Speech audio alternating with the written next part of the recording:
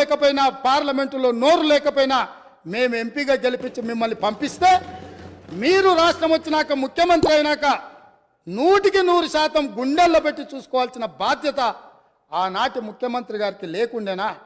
మా పాలమూరు బిడ్డలు చేసిన నేరమేంది? నీకు ఓట్లేసి ఎంపీగా గెలిపించడమేనా? నిన్ను నమ్మి ఆర్డీఎస్ ప్రాజెక్టు ఈ రోజుకు ఇప్పటికీ పూర్తి కాలేదు. ఎందుకు ఇప్పటికీ అలంపూరు ప్రాంతంలో మీరు టెంకాయలు కొట్టిన ప్రాజెక్టులు పూర్తి కాలేదని నేను అడుగుతున్నా అధ్యక్ష. ఎందుకు ఈ వివక్ష? ఎందుకు ఈ వివక్ష అని నేను అడుగుతున్నా. మేము ఎంపీగా గెలిపించకపోయిన ఉంటే, ఆ పాలమూరు జిల్లా ప్రజలు నీకు ఓటు వేయకపోయినుంటే నీ రాజకీయ భవిష్యత్తు ఎక్కడుండేది? ఇయాలను గొప్పలు చెప్పుకునే ఈ అవకాశం ఎక్కడుండేదని నేను అడుగుతున్నా అధ్యక్ష. అందుకే ఈరోజు పాలమూరు రంగారెడ్డి ఎత్తిపోతల పథకాన్ని జాతీయ ప్రాజెక్టుగా సాధించలేదు, రాష్ట్ర నిధులతో పూర్తి చేయలేదు. అందుకే ఈరోజు ప్రతిపక్షంలో ఉన్న మీకు మొట్టమొదట పాలమూరు జిల్లా ప్రజలు క్షమాపణ చెప్పి ఈ సభలో ప్రసంగాన్ని ప్రారంభించనుంటే నిజంగానే పాలమూరు ప్రజలు మిమ్మల్ని క్షమించి ఉండేవాళ్ళం. 2009-10లో కృష్ణానది ఉప్పొంగినప్పుడు, వరదలు వచ్చినప్పుడు, అలంపూరు ప్రాంతంలో కొట్టుకుపోయినప్పుడు అలంపూరు ప్రాంత ప్రజలకు మహబూబ్ నగర్ ఎంపీగా శాసనసభ ప్రతిపక్ష నాయకుడు కల్వకుంట్ల చంద్రశేఖరరావు గారు ఒక మాట ఇచ్చారు. ఈ ప్రాంతం నిండా మునిగిపోయింది, మీ ఇండ్లన్నీ కొట్టుకుపోయినాయి, మీకు ప్రభుత్వం ఇండ్లు ఇప్పించకపోతే బంజారాహిల్స్ నందినగర్లో ఉన్న నా ఇల్లు అమ్మి మీకు ఇల్లు కట్టిస్తా అన్నాడు. మేము ఆయన ఇల్లు నమ్మి కట్టించమని మేము అడుగుతలేము అధ్యక్ష. కానీ ప్రభుత్వం వచ్చిన 10 ఏళ్లలో నువ్వు కట్టిస్తాన్న డబుల్ బెడ్రూమ్ ఇండ్లు ఆ అలంపూరు ప్రాంతంలో మునిగిపోయిన పేదలకు కట్టించి ఉంటే ఈరోజు నీకు ఇక్కడ నిలబడి మాట్లాడే అధికారము, అవకాశం ఉంటుండే. ఇవాళ అలంపూరు ప్రాంతంలో కనీసం ఆ ఇండ్లైనా కట్టించని పరిస్థితి ఈరోజు దాపరించింది. అదేవిధంగా మా పొన్నం ప్రభాకర్ గారు తెలుసు, మిడ్మానేరు ముంపు బాధితులకు కొన్ని సంవత్సరాలుగా వాళ్ళు పోరాటం చేస్తున్నారు, ఆరాట పడుతున్నారు. ఈ రాష్ట్రానికి ముఖ్యమంత్రి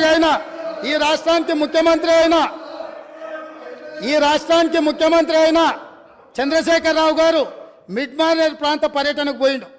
ఏం మాట్లాడిండు రాజన్న?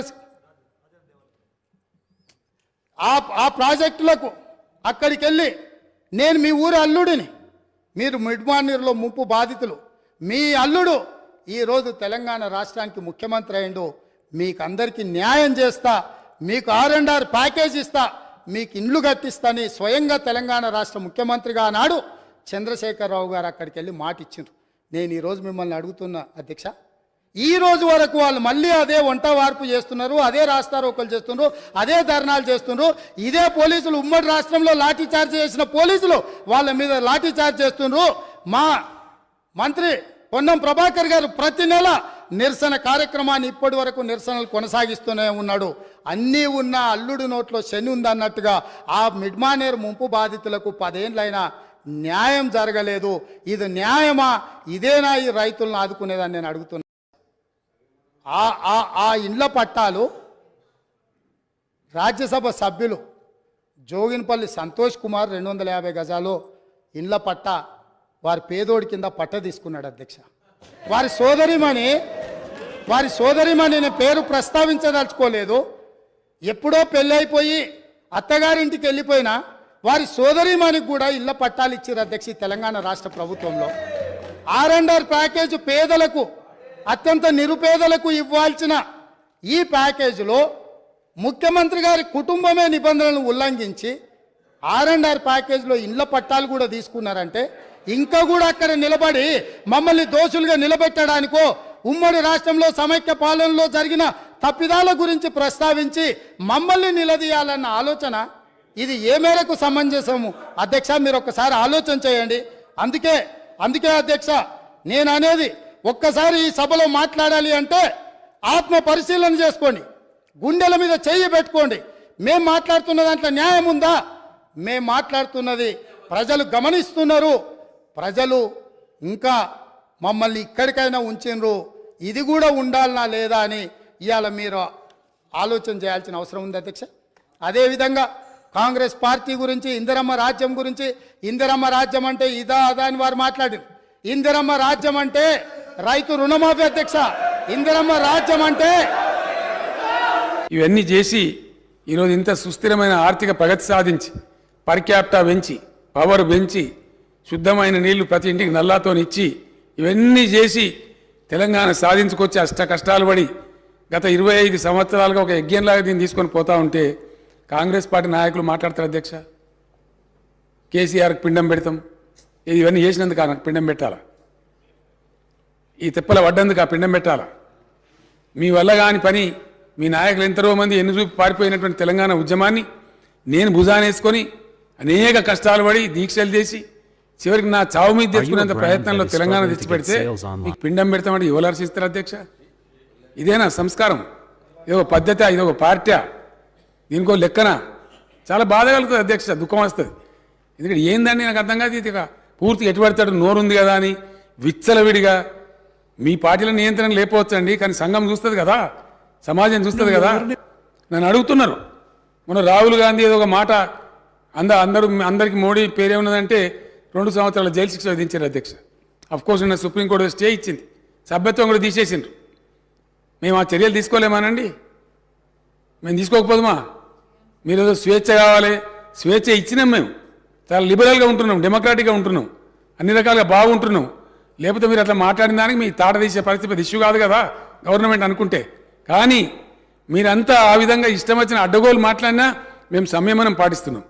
మేము ఇది పోలీసులు ఉసుగొల్పుతలేం, ప్రజలే తీర్పు చెప్తారు రేపు పొద్దున అనే ఉద్దేశంతో మేము ముందుకు పోతా ఉన్నాం. కానీ బాధ మాత్రం కలుగుతుంది అధ్యక్ష. ఎక్కడ ఏం చేయని వాళ్ళు తెలంగాణ ఉద్యమం జరుగుతున్న దాని మీదకి తుపాకులు తీసుకొని పోయిన వాళ్ళు మాట్లాడతారు అధ్యక్ష. ఇలా 2 పార్టీల అధ్యక్షులు అధ్యక్ష. కాంగ్రెస్ పార్టీ అధ్యక్షుడేమో రైఫిల్ తీసుకొని పోయిండు కరీంనగర్ జిల్లాకు, ఇంకో పార్టీ అధ్యక్షుడేమో అందరు రాజీనామా చేస్తుంటే ఆయన ఒక్కడు మాత్రం రాజీనామా చేయకుండా అమెరికాకు వారిపోయింది అధ్యక్ష, భారతీయ జనతా పార్టీ.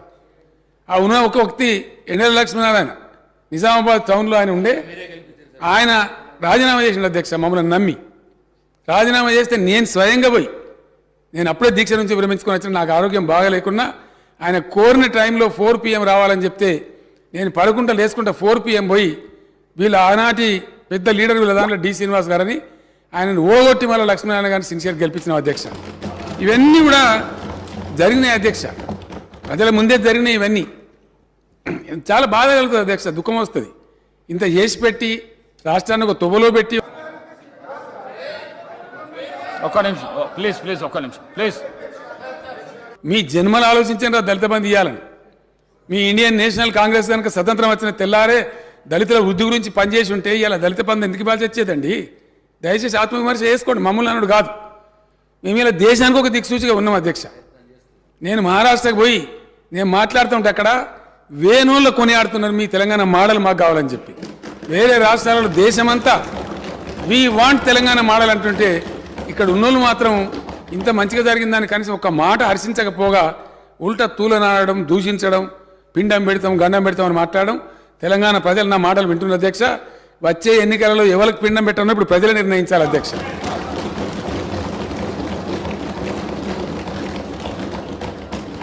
తలసరి విద్యుత్ వినియోగంలో దేశంలో నంబర్ 1 అధ్యక్ష తెలంగాణ. జాతీయ సగటు అయితే అసలు మన సమీపంలో కూడా లేదు, నేషనల్ యావరేజ్ చూస్తే. అతి తక్కువ సమయంలో విద్యుత్ ఎక్కడిది అధ్యక్ష? కాంగ్రెస్ హయాంలో విద్యుత్తు మొన్న కూడా వీళ్ళ కడుపుల సంగతి బయట పెట్టింది. ఇస్తామని చెప్పింది 9 గంటలు, ఇచ్చేది పొద్దాగా 3 గంటలు, రాత్రి 4 గంటలు. ఆడికో ఈ షాకులు కొట్టి సావా, పాములు గారి సావా, వందల మంది రైతులు చచ్చిపోయారు అధ్యక్ష. పెద్ద దానికి ఇవాళ 24 గంటల కరెంట్ ఇస్తుంటే దాని మీద కూడా అడగోలుగా మాట్లాడతారు అధ్యక్ష. వాళ్ళకున్న అలవాట్లు ఇతరులకు ఉన్నాయనుకుంటారు. ఎంత క్రమశిక్షణ పాటిస్తే, ఎంత పటుత్వంగా పనిచేస్తే ఇండియా మొత్తంలో అధ్యక్ష. దయచేసి ఒక్క పాయింట్ చాలు, ఏదైనా చూడడానికి పరిశీలించడానికి కొన్ని సరిపోతాయి అధ్యక్ష. కొన్ని సూచికలు ఉంటాయి, ఇండికేటర్స్ ఉంటాయి. అన్నం ఉడికిందా లేదని మొత్తం కుండను విసుకము, ఒక గింజను విసిస్తే దాన్ని బట్టి అర్థమవుతుంది. కొన్ని ఇండికేటర్స్ చూస్తే అర్థమైపోతుంది ఏ రాష్ట్రం సంగతి. వాకిలు చూస్తే ఇల్లు సంగతి తెలుస్తుంది అన్నట్టుగా. ఎంత ఇండియా మొత్తంలో ఏ ఒక్క రాష్ట్రంలో కూడా 24 hours పవర్ సప్లై లేదు. ఈరోజు నేను నిలబడి మాట్లాడే టైంలో no single state in India gives 24 power supply to all the sectors. అప్పుడు ఎట్లా అధ్యక్ష? కాంగ్రెస్ రాజ్యంలో పేలిపోయే ట్రాన్స్ఫార్మర్లు, వందల కొద్ది కాలిపోయే మోటార్లు ప్రతిరోజు అధ్యక్ష, ఒకరోజు కాదు.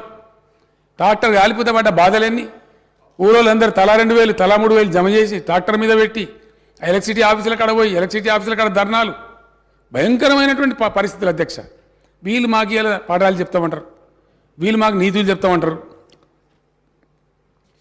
ఇలా చాలా కష్టపడి ఈ స్థితికి తీసుకొచ్చినాం అధ్యక్ష. దీన్ని కాపాడుతున్నాం మేము. దీని మీద అపోహలు కలిగే విధంగా ఇష్టం వచ్చినట్టు మాట్లాడారు అధ్యక్ష.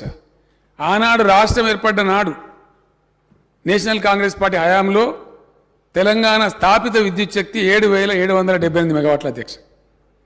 ఈరోజు తెలంగాణ ఇన్స్టాల్డ్ కెపాసిటీ 18,756 మెగావాట్ల అధ్యక్ష. అతి త్వరలో 4-5 నెలలలో దేశంలోనే నంబర్ 1గా పబ్లిక్ సెక్టర్లో స్థాపించిన number 1 ultra mega power plant ఇండియాలో నంబర్ 1 అధ్యక్ష. ఏ రాష్ట్రం సాహసం చేయలే. ఈవెన్ ఎన్టీపీసీ కూడా తర్వాత వచ్చింది. కానీ ఒక రాష్ట్ర ప్రభుత్వంగా పబ్లిక్ సెక్టర్లో తెలంగాణ జెన్కో ఆధ్వర్యంలో 4,000 మెగావాట్స్ పవర్ స్టేషన్ 30,000 కోట్లతోని మేము నల్లగొండలో దామర్చల్లో పెట్టినాం అధ్యక్ష. అక్కడ మా ఎమ్మెల్యే భాస్కరరావు గారు, ఆ జిల్లా మంత్రి విద్యుత్ శాఖ మంత్రిగా ఉండి మా జగదీష్ రెడ్డి గారు, సౌత్ తెలంగాణలో మేము ఎంత న్యాయబద్ధంగా పోతామంటే అధ్యక్ష, కాకతాళీయంగా తెలంగాణలో ఉండే పవర్ స్టేషన్స్ అన్నీ కూడా ఉత్తర భాగంలో ఉన్నాయి అధ్యక్ష. అది కొత్తగూడెం కావచ్చు, పరకాలలో కాకతీయ కావచ్చు, మేము పెట్టిన భద్రాద్రి కావచ్చు, అంతకుముందున్న ఎన్టీపీసీ రామగుండం కావచ్చు, నిజాం స్థాపించిన పవర్ స్టేషన్ కావచ్చు, అన్నీ కూడా గోదావరి ఒడ్డున అన్నీ కూడా ఇటు ఉత్తరం వైపే ఉన్నాయి అధ్యక్ష. ఒక పవర్ లోడ్ సెంటర్ రావాలంటే దక్షిణ తెలంగాణలో కూడా ఒక పెద్ద విద్యుత్ సంస్థ ఉండాలి. దక్షిణ తెలంగాణలో విద్యుత్ ఉందా అధ్యక్ష? లేదని కాదు. 2,444 మెగావాట్ల జల విద్యుత్ ఉంది శ్రీశైలం మీద, నాగార్జున సార్ మీద. కానీ అది హైడ్రో ఎలక్ట్రికల్ పవర్ అధ్యక్ష. అది 24 గంటలు రాదు, సంవత్సరం పొడుగుతా రాదు, నీళ్ళు అయిపోతే అయిపోతుంది. కాబట్టి పవర్ సెంటర్ కూడా దక్షిణ తెలంగాణ కూడా భవిష్యత్తులో బ్రహ్మాండంగా ఉండాలి. అక్కడ పరిశ్రమలు వచ్చినా మరొకటి వచ్చినా ఉండాలని చెప్పి అక్కడ పెట్టాలనుకున్నప్పుడు జగదీష్ రెడ్డి గారిని అతను ఫైట్ చేసి, అన్నా నల్లగొండ జిల్లాలో పెట్టండి, కృష్ణలో అక్కడ దాని పేరేందా రిజర్వాయర్ పేరు టేల్ పాండ్లో నీళ్ళు సమృద్ధిగా ఉంటాయి. 10-11 టీఎంసీలు ఎప్పటికీ ఉంటాయి. అక్కడ జీవనదిలా ఉంటుంది. మీరు నీళ్ళ గురించి ఫికర్ చేయకండి, మీద నెత్తి మీదనే నాగార్జున సార్ కూడా ఉంది, నల్లగొండలో పెట్టమని చెప్పి అదే పరిస్థితి మహబూబ్నగర్లో లేదు అధ్యక్ష. ఎప్పటికి ఉండే నీళ్ళు ఉండే పరిస్థితి లేదు. ఇది నాగార్జున సార్ కింద కాబట్టి నాగార్జున సాగర్లో 120-130 టీఎంసీలు ఉంటుంది కాబట్టి అక్కడ సేఫ్ అని చెప్పి నిపుణులందరూ నిర్ధారించిన తర్వాత ఇరిగేషన్ వాళ్ళతో కూడా మాట్లాడి భాస్కరరావు గారి సహకారంతో దామర్చెల్లో ఆ ప్లాంట్ పెట్టినాం అధ్యక్ష. ఇటీవల కాలంలో నేను మంత్రి గారు అందరం పోయి అక్కడ తిరిగినాం. చాలా హృదయానికి ఎంతో సంతోషమైంది అధ్యక్ష. దాని మీద కూడా అవాకులు చెవాకులు మాట్లాడతారు సార్. దాని మీద కూడా